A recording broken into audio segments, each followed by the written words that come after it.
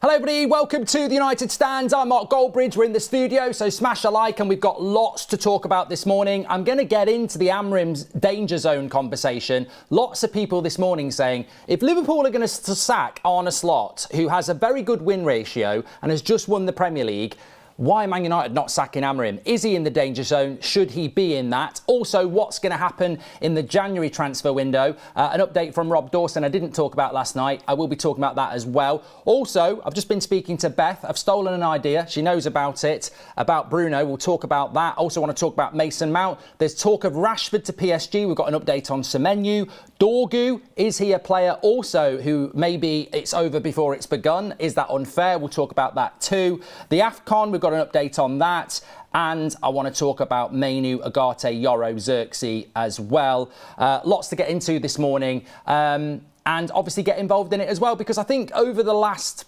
3 days I've noticed a lot of people saying you're clearly hammering out. Well, I'm clearly not. I know my own mind, but what I do is listen and read what people are saying, and as I've said to you before, I'll make it very, very clear at the start of the show, I am probably 75% sure he'll get the sack at some point in the next 18 months. Clip it. You know, that doesn't make me hammer him out. I'm hoping the 25% is going to make him be the next Sir Alex, but I think there is a 75% chance that he's gone in the next 18 months because I just don't see the surroundings, the players, the ownership or him being sufficient, and he's not starting from a position of strength. And I do think that he should be in the danger zone. I do think that Monday was appalling, and I do think, well, I'll leave it for the preview tonight, he's got to make big changes for Sunday, otherwise he's sending the wrong message. I also think that it's a very good point from many of you saying on social media that if Liverpool, and apparently they are, considering sacking Slot, why the hell are Man United not considering sacking Amorim? I mean, who do they think they are to go, we're going to ignore football logic, we're going to ignore football history, we're going to ignore football opinion, we're just going to stubbornly say, let's stick with this and hope that it works. That's not how football works. It's about today, it's not about tomorrow. So I do agree. I think, you know, Slot is in big trouble at Liverpool, but he's got a much better record than Amorim. And Liverpool have got much better recent history than Manchester United as well. So I think there is a conversation to be had there. But we'll maybe come back into that because there's a lot to discuss about it. I want to weave stuff in around it. Interestingly, I saw this and I didn't bring it into the show last night, and I wanted to talk about this January overhaul. You know, basically Rob Dawson in the ESPN saying Manchester United plan to continue investment into the squad. They believe their financial position will allow them to continue to invest in the squad. They are approaching the January window with caution and would prefer to do the bulk of their business next summer. Nothing has been ruled out, particularly there's more than a month until the window opens and plans could change before January the 1st. Now, look, cum si cum sa, positive, negative. You can read that however you want. That sort of an update sort of fulfills everybody. If you are negative and you believe we're not going to do anything, you would say, well, the warning signs are there. They're approaching it with caution. They clearly haven't got anything planned and it's going to be another waste of a window. If you're a little bit more positive, you'd go, well, we don't rule it out. They say it's a while till January the 1st. Maybe they will do something. My personal feeling is if they don't do something, that means Amorim's in shit, basically. If they don't do anything in January, like they didn't do for Ranić, like I think that says, we're not sure about you, you might be gone in the summer. If they do something in January, I think that's vindication that they are going to continue to support this guy. And I think it comes down to that. And I think, you know, we've got Ben Jacobs on at 2 o'clock. Beth's going to be doing that. We've been talking about questions. We want to talk about the Labour and some stuff like about that. So tune in for that. But my interpretation is that I believe that what you've got here is a January transfer window, which is basically do or die for Amorim. It goes beyond buying players because we need to buy players. You know, that's not breaking news. We need to spend money in January.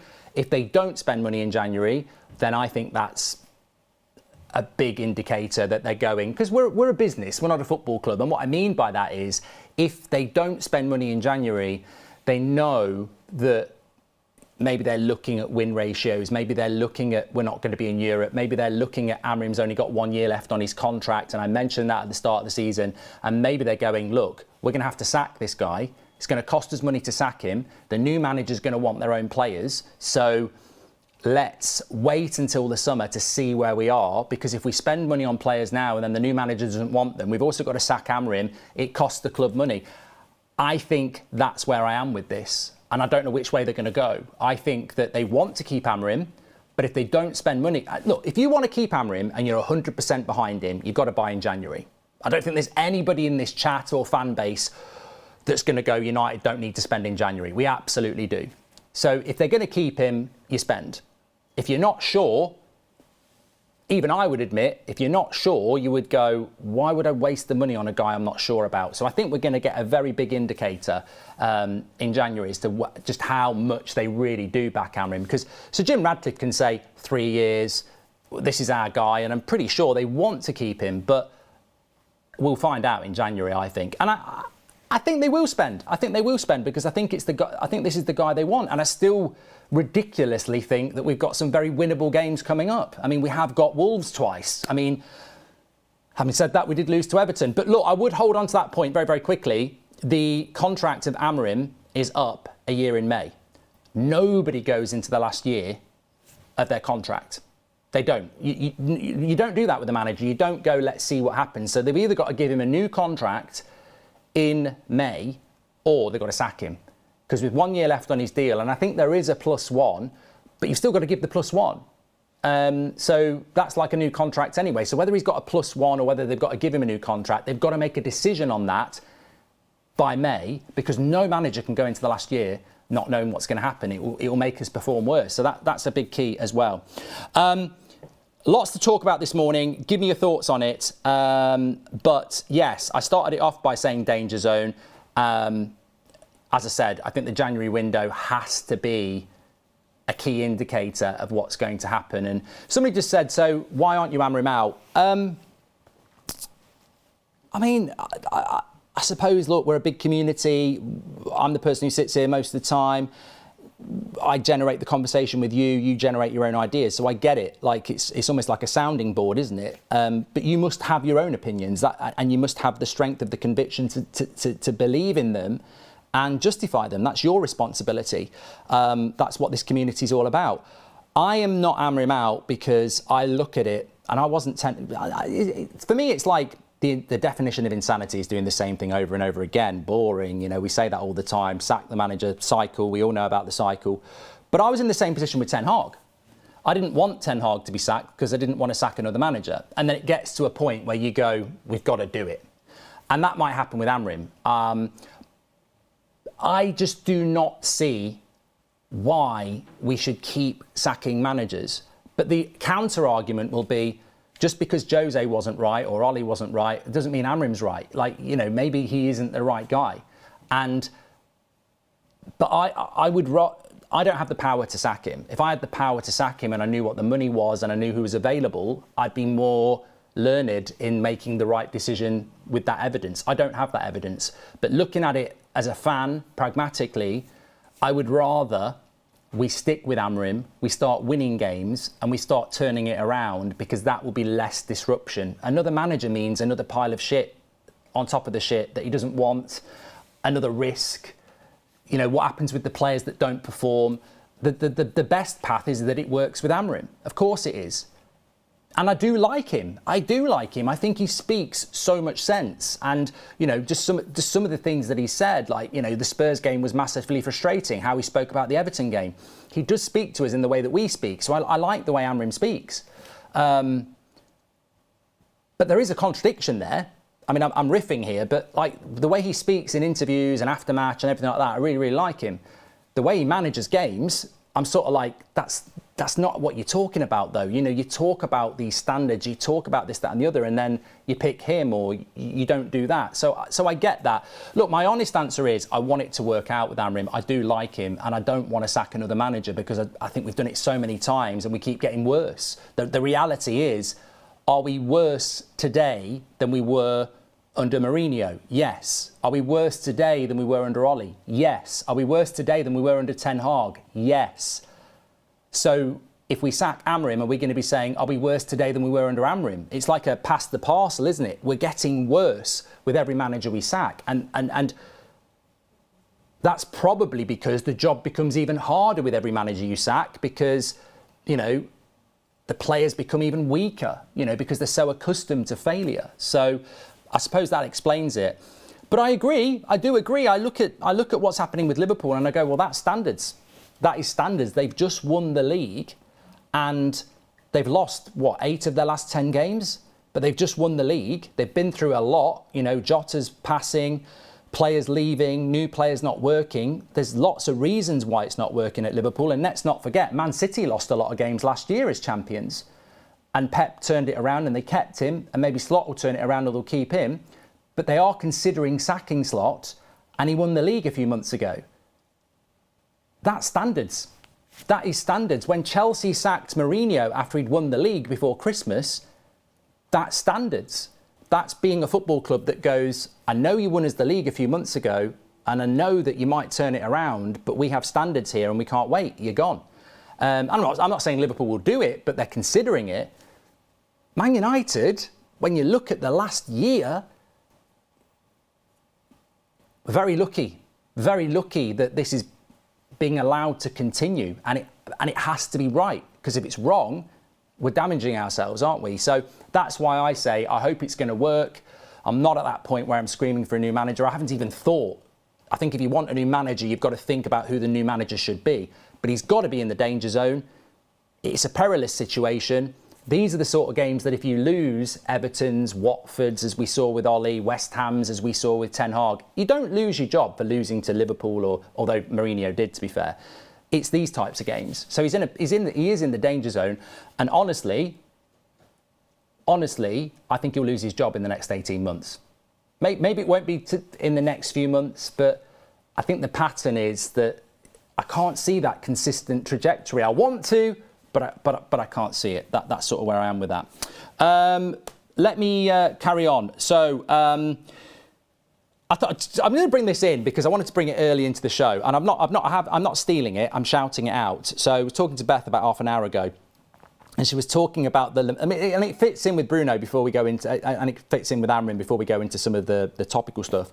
So we're talking about the interview that Lemens did with Manchester United inside Carrington, and he was asked who's the best finisher at the club, and he said it's Bruno Fernandes. He even takes the piss out of me on how he's going to score every single time, and Beth said, and where does Bruno Fernandes play? Centre midfield, and it's a great point. I don't like Bruno in the midfield. I'm constantly having a go at him in the midfield. I think he's terrible in the midfield. But if Harry Maguire was in goal, I'd have a go at Harry Maguire in goal. And for me, it's not as bad, but Bruno in the midfield doesn't make sense. Bruno at number 10, I'm a lot happier. I'm in the Bruno gang again. But Bruno in the midfield, I can't stand it. But how ridiculous is it that you've got the goalkeeper of Man United saying the best finisher is Bruno Fernandes and we put him in the centre midfield? I mean, it's a great point by Beth, and I'm sure many of you thought about it as well, but I certainly hadn't. What a great point. Bruno Fernandes is the best finisher at the club, according to our goalkeeper, and we put him in the centre circle. He's not a midfielder. He is a number 10, and we're playing him miles away from goal. It is incredible, really, when you think of it like that. But let's move on. Let's talk about. I want to talk about. I don't know where to go next because we've got so much this morning. Do we go? Yeah, I want to talk about this. What are your thoughts on Dorgu? Marky with a super chat says there's still only 3 points to fourth. We have to be positive. No, we don't, Marky. I think it's great that you're positive. Well done. Welcome to the positive club. That is absolutely fine. The whole point of this community is that everybody should be able to share their opinion without fear of being abused or ridiculed, although sometimes you will get ridiculed because that's just who I am. I can't help it. But I don't have to be positive. I don't have to be positive. And I don't think, I'm not going to get angry with you, but I don't have to be positive. I don't have to look at the league table and go, we're only this many points. The only reason we're only 3 or 4 points off the top 4 is because we've only had 12 games and everybody's beating everybody. That's the only reason. And somebody might go, well, if everyone's beating everybody, maybe we're not that bad. Mate, Everton, 10 men, Old Trafford is probably the worst result I can think of since the Europa League final, which was also shite. So the problem I've got with being positive is if we'd lost to Everton because we'd had a man sent off, but we played well, you know, you can justify that and go, it's disappointing to lose, but the circumstances dictated it. To not turn up at Old Trafford and lose to 10 men, I don't be positive. I don't look at the league table and go like that, because I look at the league table and go, if it carries on like this, by the time it gets to the business end of the season, we won't be 4 points off top four. We'll be in 15th again. And that's the worrying thing. It's how you change that, that attitude really, really quickly, because there are people out there that are positive, and that's absolutely fine. But for me, I'm not feeling it at all at the moment. Let me just quickly look at this. Yeah, I wanted to talk about Dorgu. So with regards to Dorgu, this really, I think is, I don't like saying this, but I wanted to do a few home truths. What are we thinking about Dorgu? Because I like Dorgu. Dorgu, to me, is a little bit like Nusa at Leipzig. There are a couple of other players around Europe which you probably want to talk about as well. These are players that I wouldn't have necessarily thought were going to come to Man United, but I'd heard about as these players have got massive potential, whether it's playing FC 26 or Football Manager or whatever. So Dorgu was a player I was always aware of. I actually had him on my career mode a couple of years ago. So when Man United bought him, I was like, this is not somebody I've never heard of. This is a prospect in the game that could end up being really good.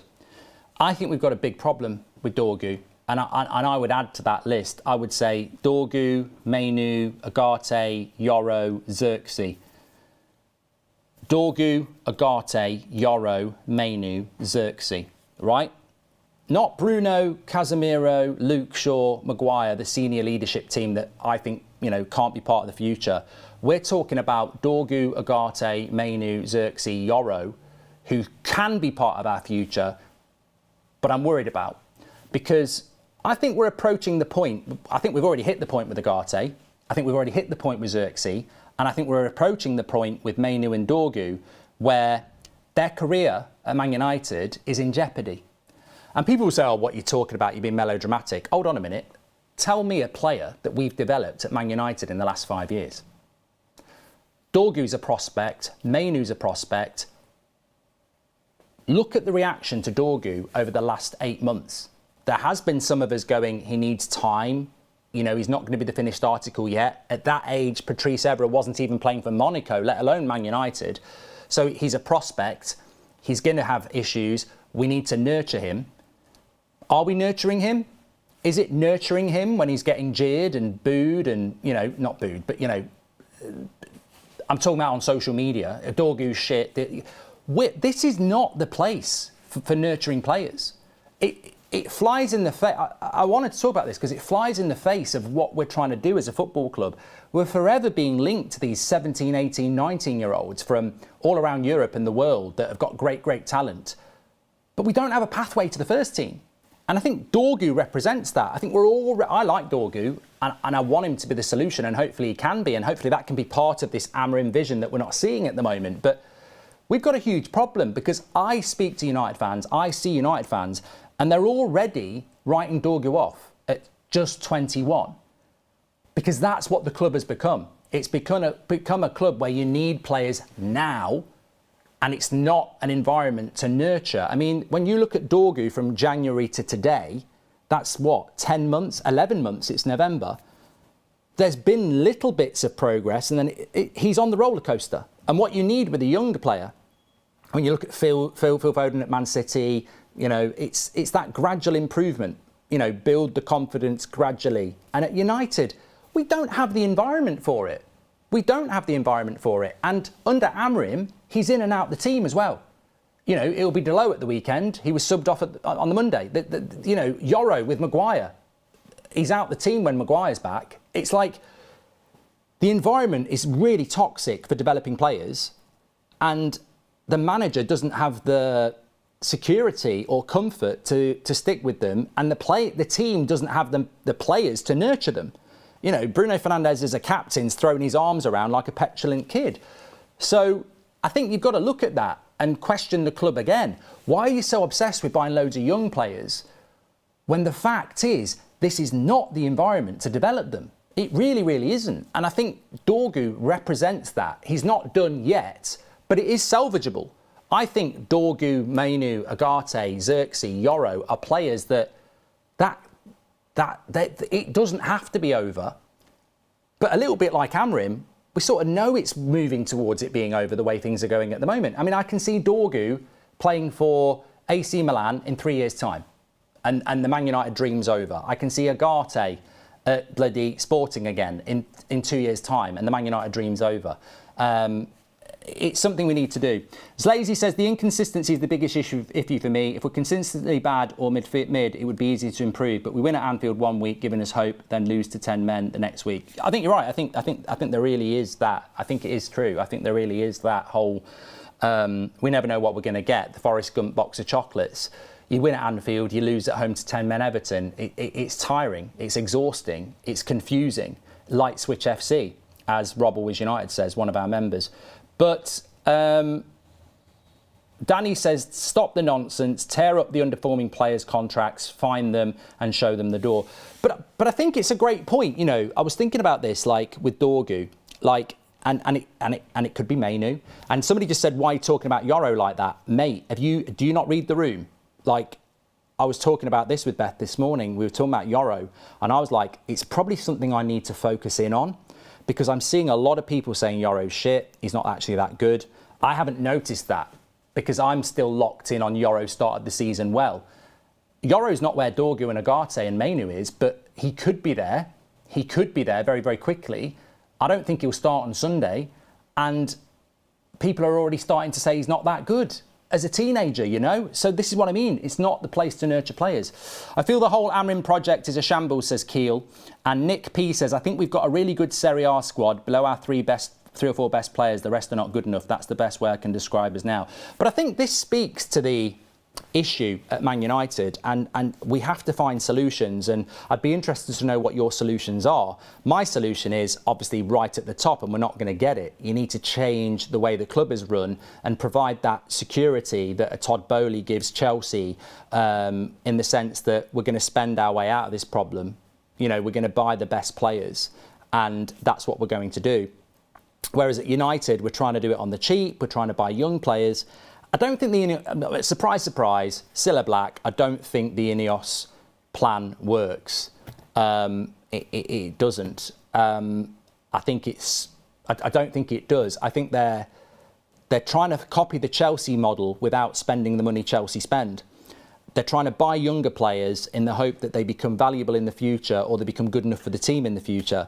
But the big problem is, if you don't have an environment to nurture like Chelsea do, or Man City do, or Arsenal do, then you're just wasting your money. I don't see why we bought Dorgu. I don't see why we bought Yoro at the moment. It's a debate. I'm not saying it won't be a mistake, but you could also throw Sesko in that. Why are we buying prospects when we don't have an environment for prospects? And maybe that's why, to the detriment of what some of you would have liked to do, maybe that's why Amorim wanted Watkins. Maybe Amorim wanted a more experienced striker because he knows what we're talking about here. And when does this change? How does this change? How do we become a team where Dorgu can play left wing back week in, week out and gradually get better in an environment where he feels empowered and confident? Or Yoro, or Menu? How do we... We're not that. We need results. We're inconsistent. We're light switch FC.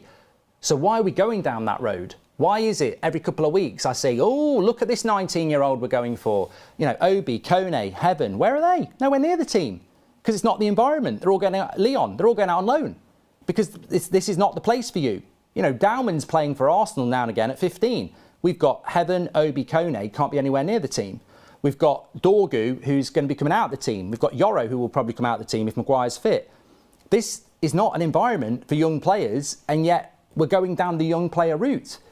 It's a contradiction, and we're burning these players. I mean, I'm not saying it's over for Dorgu, I don't want it to be, but you can almost...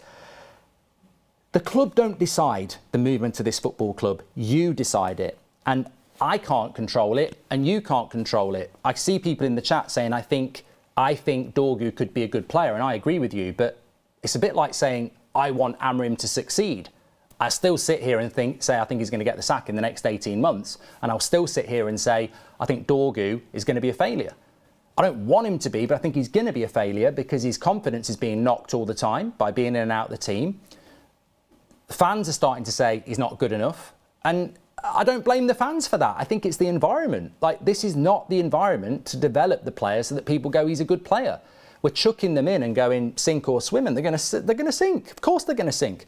And I think that feeds into what somebody said. Garfield says we need to stick with the youngsters. I want us to stick with the youngsters. People talk about Amorim's youth policy, but actually I think it's right that he's not picking them because it's not the environment, Garfield. I want Man United to be about the class of 92, the Rashfords, the Greenwoods. I want us to bring players through.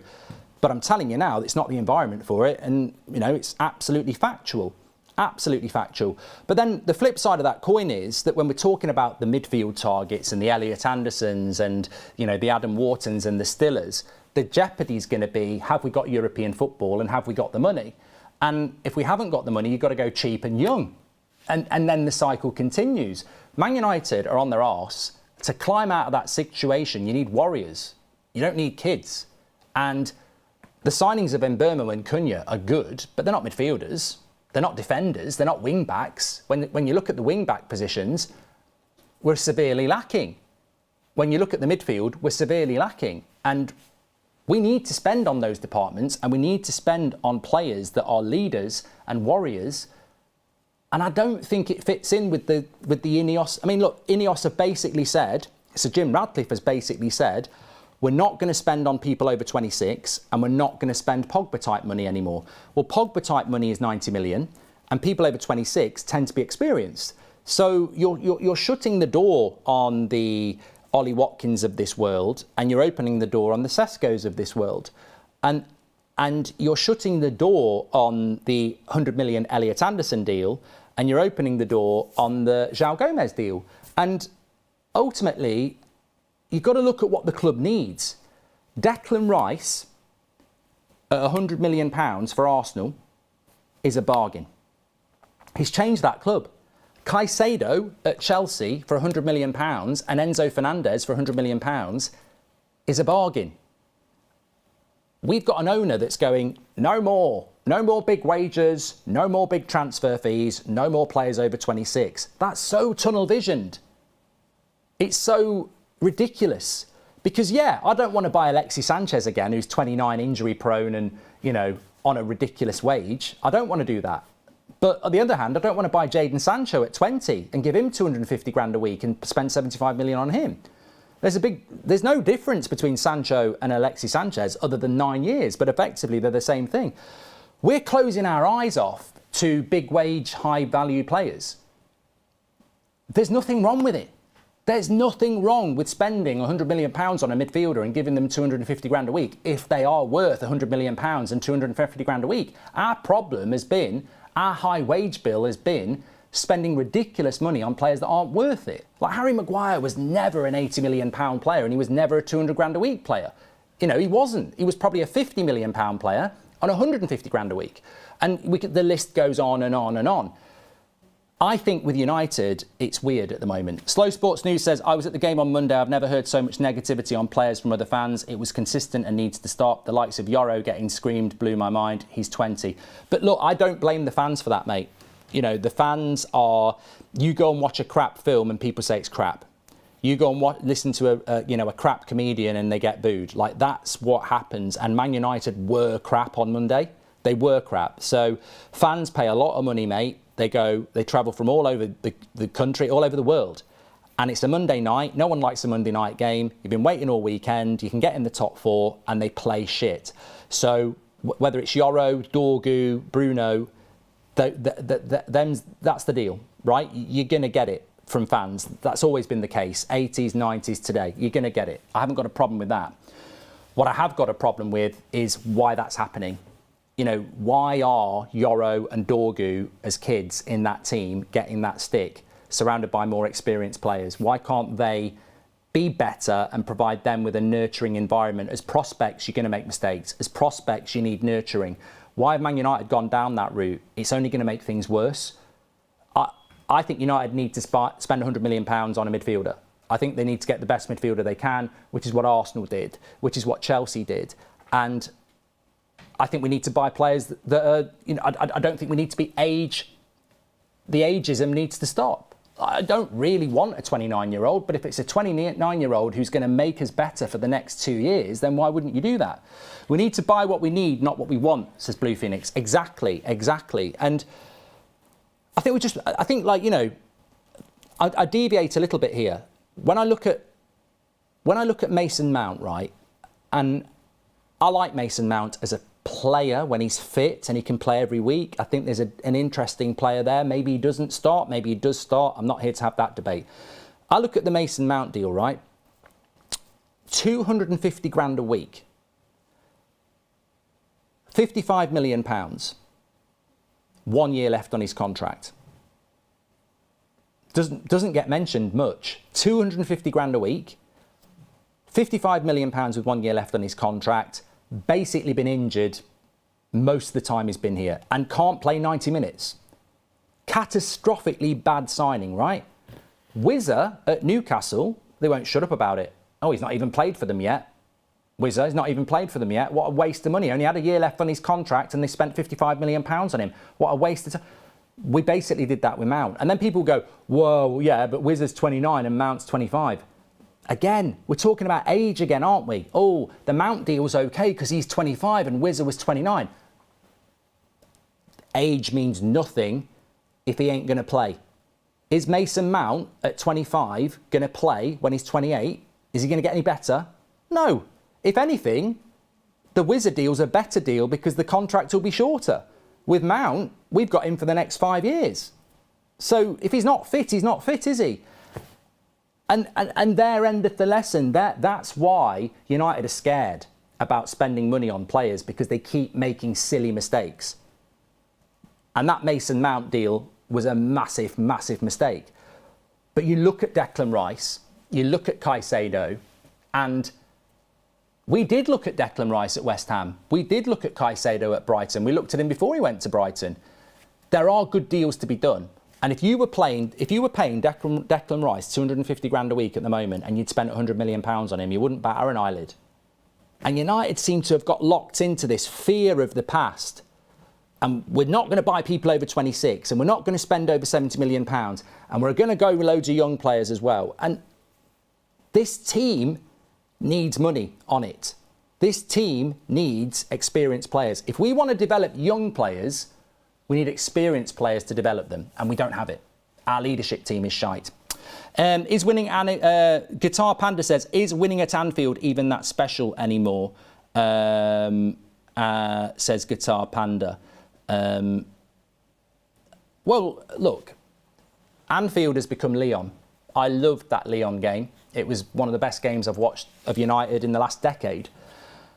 It means nothing because you go to Spurs and you go to the Europa League final and you don't turn up. You make a mockery of what Lyon stood for.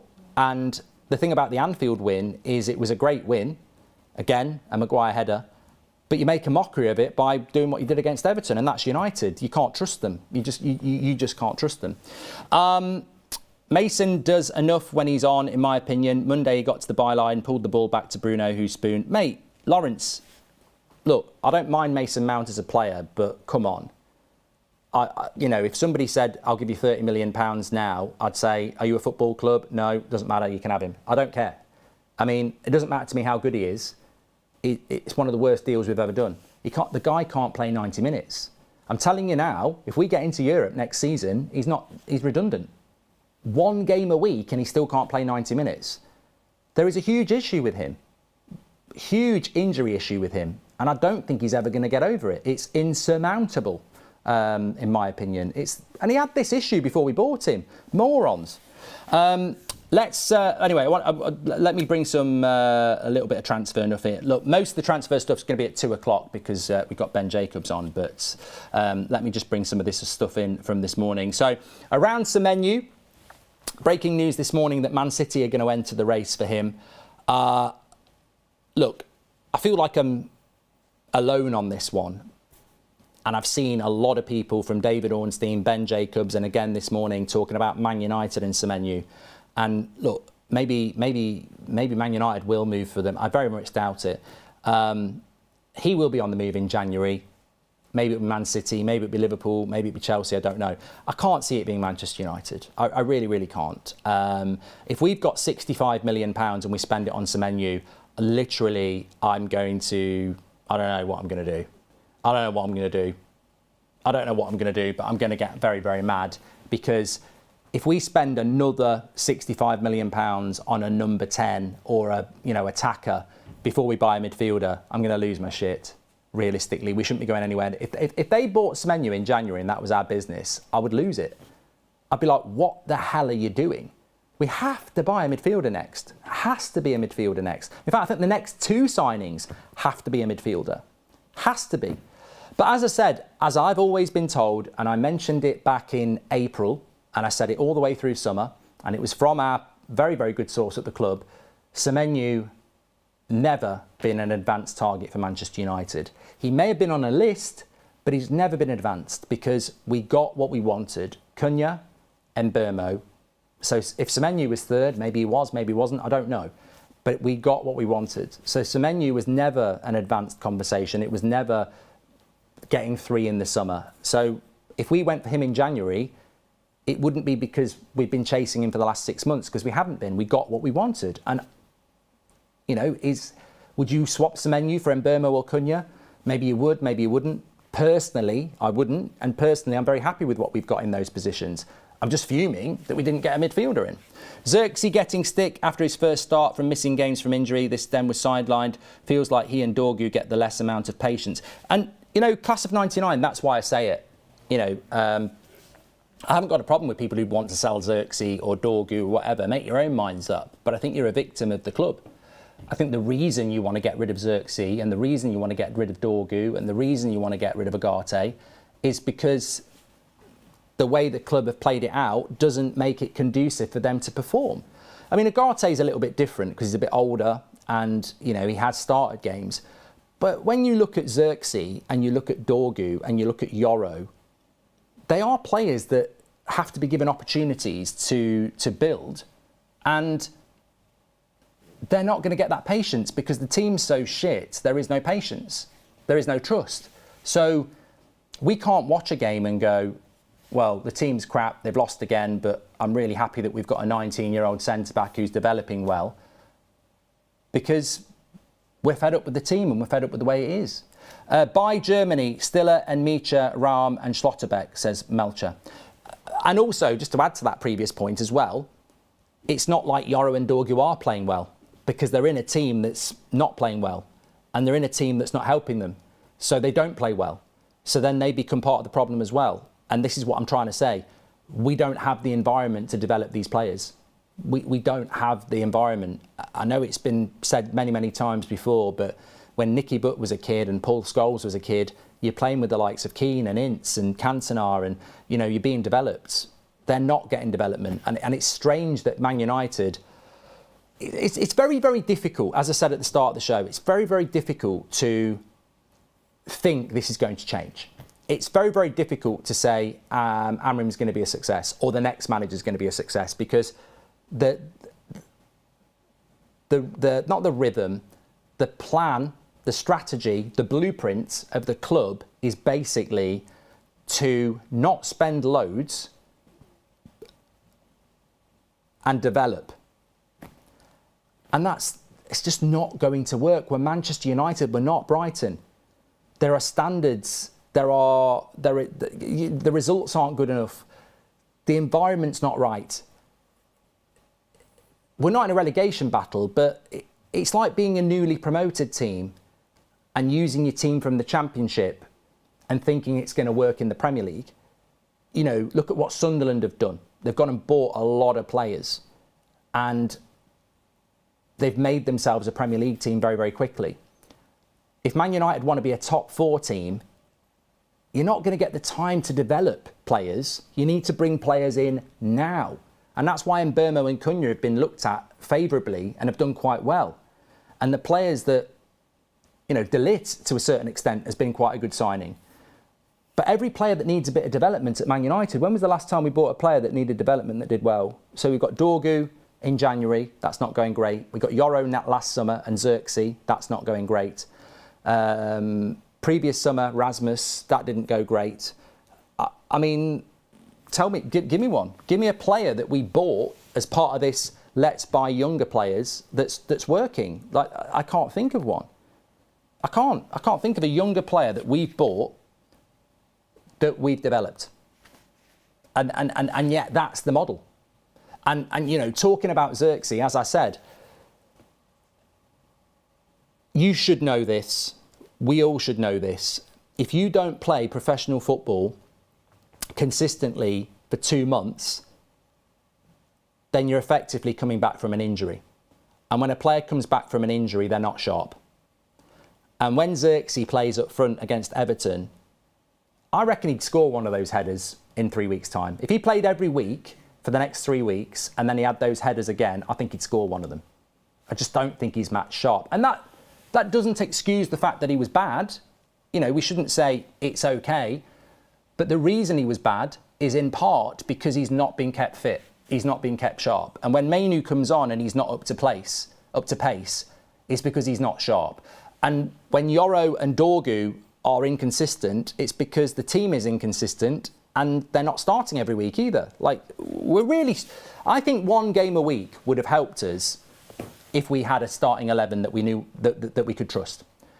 I remember Liverpool and Chelsea having seasons when they weren't in Europe and they did really, really well. But if you look at their starting 11s, I think it was Sterling, Suarez and Sturridge and Gerrard when they nearly won the league, Slippy G. They didn't have Europe that year.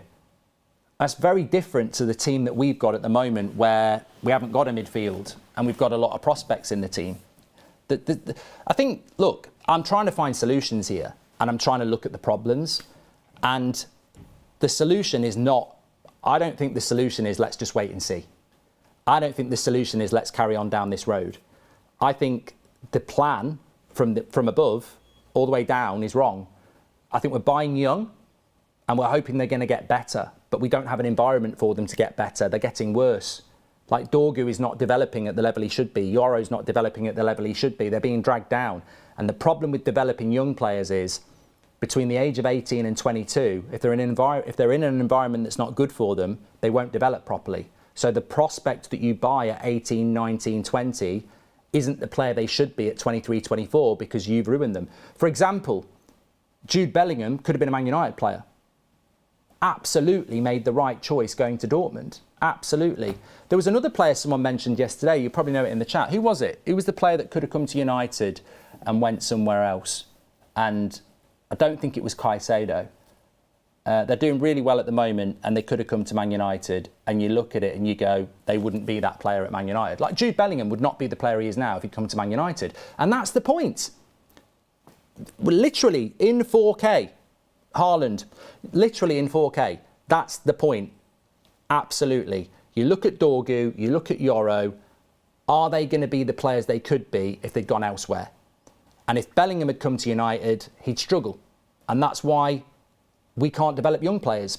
That's why signing young players is ridiculous because they're not going to develop here. We can't develop players. Elise is another one. If Elise had come to Man United, he wouldn't be one of the best players in Europe a year later. He wouldn't be. The environment's not there for them. And Elise is not particularly young. So it's a great point. We're buying young for the future, but we're ruining those players because we're not developing them. So how's it going to get better? What is the strategy of Man United at the moment? And for me, the solution is, and people might not like this, and let me just say, well, I'll say it in a minute. The solution, there is a solution. It's not all bad. There is a solution. You need to follow the model that Chelsea did to the letter. If you want to bring young players in, that's fine, but you've got to spend big on players that are going to make you better today, across the whole team. You've got to build a team as quick as you can. You can't get in Mbeumo and Cunha, but then get young players everywhere else. We need to spend on the spine of that team yesterday, and then you can bring younger players in as well. Now, what you'll get in the comments is someone will go, oh, so we need to spend more money. Yeah, because we're shit. And if we've spent $1 billion in the last 10 years, I don't care because we spent it badly. You'll get rival fans who'll go, bro wants to spend more money. They've already spent $1 billion in the last 10 years. Yeah, listen, right, might not be for you. We wasted that money. We may as well put it on a bonfire. Now tell me how Man United get... To these people, right, who say, oh, bro wants to spend a load more money, right? OK, answer this question. How do Man United go from being shit to being up in the top 4 without spending money? Bro's talking sense. He is, because it's the only way to do it. Andre, welcome to the Members Club. Thank you very much, as ever. Neves is flying at PSG. Yeah. Rakesh says you're again contradicting yourself. Mate, but I don't know what I'm contradicting myself about if you don't tell me what I'm contradicting myself about, because I don't think I'm contradicting myself. Ruben needs a deputy with tactical nous. Get Xavi in ASAP, says Taekwondo.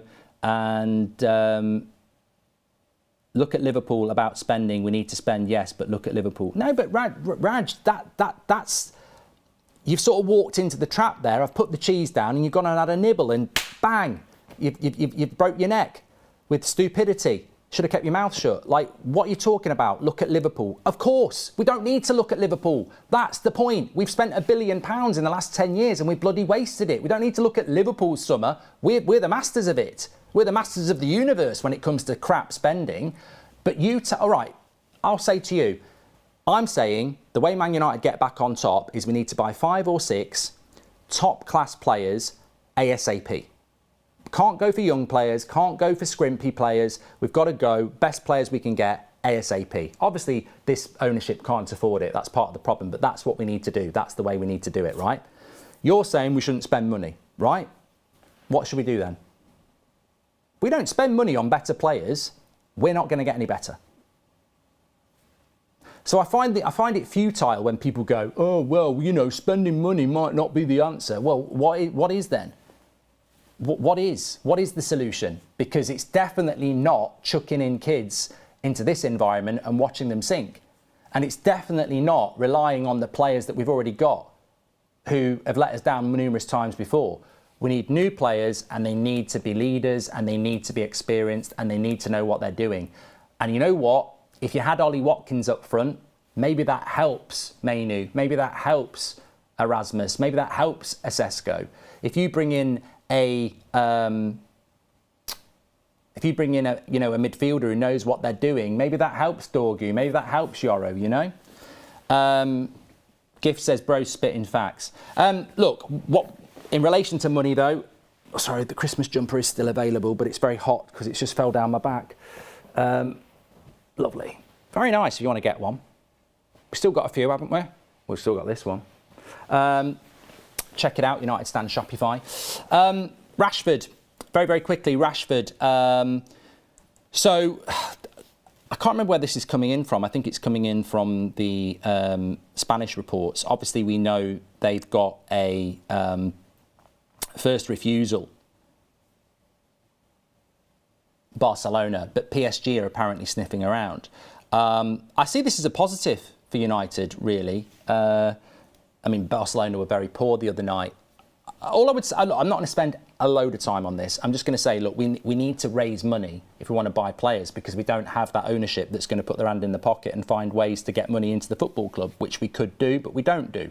They hide behind FFP. They hide behind challenging circumstances. Todd Boehly doesn't do that. He sells hotels. He sells women's teams. He gets money in and they spend it. Man United don't want to do that. So we need to get money in, and the best way we're going to get money in is going to be from player sales. So Rashford, wage and price represents that opportunity.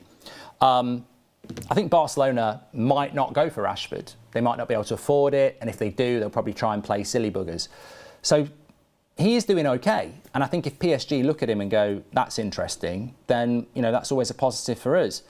I do worry about him coming back to United one day. I do worry about the change of a nightmare situation with him coming back to Man United, because I think for him and for us, we do need to move on. But, you know, it's not beyond the realms of possibility that Amorim's gone. We go back to a 4-3-3 and the next manager goes, I think I can get something out of Rashford, and we go around that cycle again. So I wouldn't rule that out. That's part of why I wanted to say it. Give us your realistic 6 players list we need. Realistic? I mean, mate, that's very difficult to do off the top of my head. 2 midfielders I would go for would be Elliot Anderson and Stiller. Whether that's realistic or not, they're available, I'd go for those. So that's those 2 locked down. As a striker, look, I'm of an opinion now that in the summer you can afford to be idealistic and, you know, hopeful. I want to be realistic now. I probably would go for an Ivan Toney or an Ollie Watkins because I think they'll score me goals. So I would go for an experienced striker, not a 33-year-old, but, you know, look at what Harry Kane's doing at 31, 32. So Ollie Watkins or Ivan Toney in their late 20s, they wouldn't worry me. We need a striker that can put the ball in the back of the net. Obviously, I think we need another goalkeeper. I'd personally be looking at, you know, I wouldn't rule out a Martinez from Villa. You know, I know that's controversial to say that. I like Lemens. I'm not bothered about the mistake on Monday. He will make mistakes. Goalkeepers make mistakes. That will happen. But I think we need an experienced goalkeeper, maybe to replace Lemens or at least push Lemens. So I think we need a goalkeeper. And I would bring in 2 wide players. 2 wide players. I mean, ideally it would be Hakimi and Mendes, but that's not going to happen. So I need 2 wide players that can come into that team straight away. I think people like Dorgu would benefit from a really experienced left-sided player, and down the right-hand side, you know, someone to compete with Ahmad, because Ahmad might be able to play as a 10 sometimes. So I want 2 wide backs, 2 midfielders, a striker, and a goalkeeper, and most of those are going to be players that can hit the ground running. In fact, all of them are. They're all going to be players that are playing football week in, week out, where they are at the moment. No prospects. No more prospects. I don't think it's I'm excited about Yoro and Dorgu and Sesko when we signed them, but I can't remember the last one that we actually developed. So why are we buying development when we're not ready for it? We need to buy ready to go. And this is another reason why I'm stunned that United want Baleba. I had a nightmare that United's current state owners won't change in our lifetime. Tom, it could be a reality, let's be real. Rashford didn't play the last match for Barcelona. So simply read, yeah, he was on the bench with Rafinha. I was also going to mention the AFCON. Very, very quickly, I think we've got to do something about that.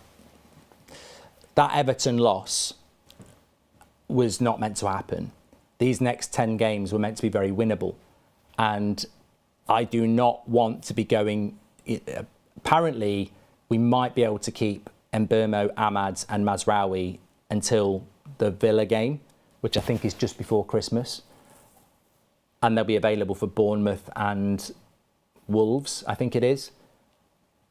We need to move... We need to make that happen. Because if Sesko's not back and we haven't got Mbeumo and Ahmad, and the way we played on Monday night, I think anybody can beat us. I don't care if it's Wolves, I think they can beat us. So we need to do something there. I know we did it with Onana.